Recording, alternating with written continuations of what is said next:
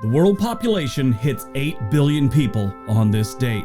Welcome back to On This Date. Today's date is November 15th, 2023. It is the 319th day of the year. There are 46 days left in 2023. It is the 46th Wednesday in the 46th week and the 54th day of fall. You got 36 days until winter. Today is National Recycle Day. If you've ever been to a landfill, you'll see why we recycle. I actually went on a field trip with my son to a recycling plant and a landfill and all that. It was eye-opening, to tell you the truth, and I see why we recycle. There was a time, a lot of you were a little bit older, but in the 1970s, that wasn't a thing. We just threw trash out wherever we wanted. We really didn't have any respect for where we live or anything like that. I'm sure some people did, but a majority of the people would be driving down the road and just throw trash out their window all the time. And when our trash cans, we threw aluminum and everything else in our trash cans, they just took it away. It wasn't our problem anymore.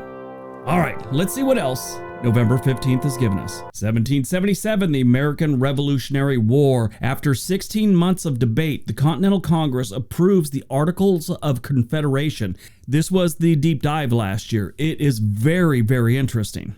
Got to think, we knew by signing this and we're leaving, Great Britain, we didn't want to be their subjects anymore. That was a big thing. We're putting ourselves in the crosshairs of the greatest military the world had seen at that point. 1965, Craig Breedlove sets a land speed record of 600 miles per hour. It's actually 600.601 miles per hour, or 966.574 kilometers per hour. This was in his car called the Spirit of America at the Bonneville Salt Flats in Utah. That was a big thing when I was a kid. So I was born in 1966 and everyone heard about the Bonneville Salt Flats growing up. This is just this amazing place where they set land speed records on motorcycles and in cars and jet cars and just all kinds of insane stuff. I always wanted to go there. I've never been. 1971, Intel releases the world's first commercial single-chip microprocessor, the 4004, or 4004. One thing leads to another, and you watch World According to Briggs and On This Day on a computer that probably has an Intel processor. 1979, a package from the Unabomber Ted Kaczynski begins to smoke in a cargo hold of a flight from Chicago to Washington, D.C., forcing the plane to make an emergency landing. There's a whole lot that goes into the Ted Kaczynski Unabomber thing, but what it breaks down to, he was a mathematician that went a little crazy. I think part of the reason he went crazy is he got out of college, worked for a couple of years, and then computers came along and kind of replaced him. So he had a problem with technology, probably because he got replaced. 2002, the world population reaches 8 billion people.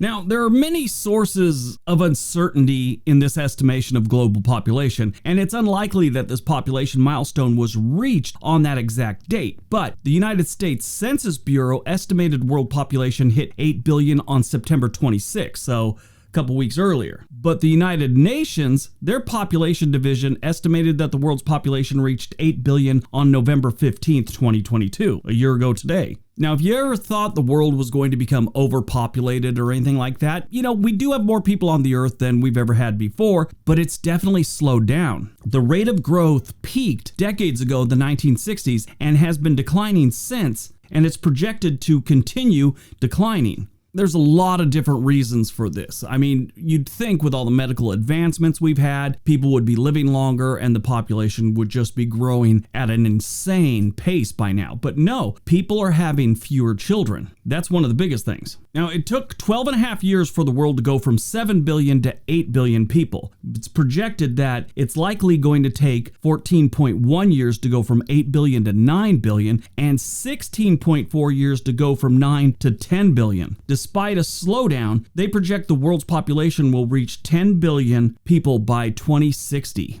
I'll be dead by then, so I won't be here to celebrate with you guys. I'll actually be dead on February 28th, 2039. That's the date they gave me. On my birth certificate, right next to my birthday, I'm sure it's just a serial number, but I've always said it was my expiration date. Someone stamped 2039 next to my birthday. So I'm all, okay, so I have an expiration date. Great. Now, different events over the decades and over the centuries have, changed the trajectory of the population. Different wars, the plague, cancer has always played a big part. This guy, I watched a video on him. He's a mathematician, so I sort of didn't understand it, but I kind of got the gist of what he was saying. But you have the people that die at early ages, in their 20s from wars and different things like that. Well, that definitely slows down population growth because now they're not having 3 or 4 kids, and their kids will never exist, so they didn't have kids. And that's how the population stays as low as it is. It was really, really interesting, but it was like 10 years ago I watched this video, so I didn't, I don't have all the details. Another interesting thing he brought up and showed a chart. In the 1800s, worldwide, the average family had 7 children. And by 1840, it was down to 6 children. By 1880, it had dropped down to 5. During the Great Depression in the 1940s and late 30s, it had gone down to 2.2 per family on average. The baby boom came along and it jumped back up to almost 3, and in the 1980s, it got all the way down to 1.7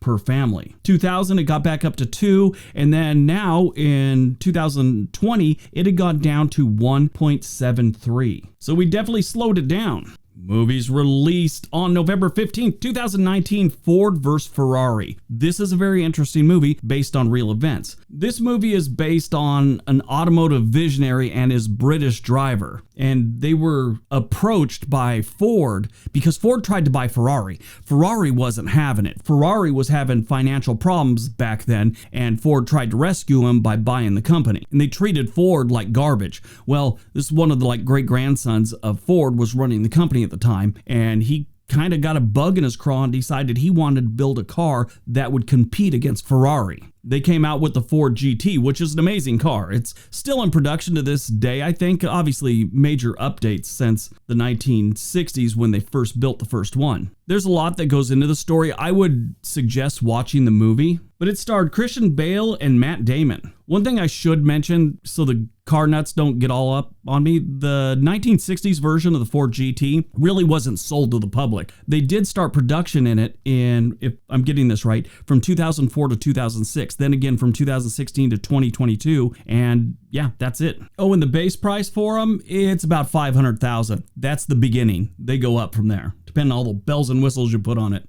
Born on November 15th, 1929, Ed Asner. He played Lou Grant on The Mary Tyler Moore Show and gained prominence as a political activist. He also became the president of the Screen Actors Guild. He attended the University of Chicago and served in the U.S. Signal Corps. He was the voice of Carl Fredricksen in Pixar's Up. He also had his own show called The Lou Grant Show after The Mary Tyler Moore Show was over. It was a spin-off. Ed Asner died of natural causes at his home in Tarzana, California on August 29, 2021. It was natural causes. He was 91 years old.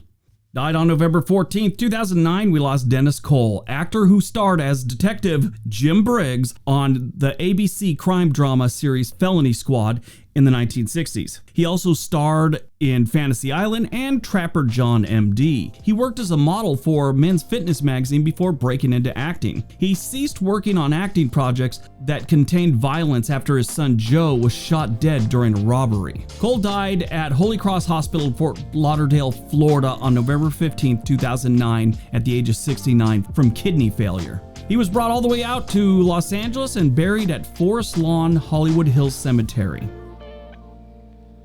All right, that's today's video. Hope you guys enjoyed it. Hope you got some information out of it. Now go out, have a great day, and be nice to each other.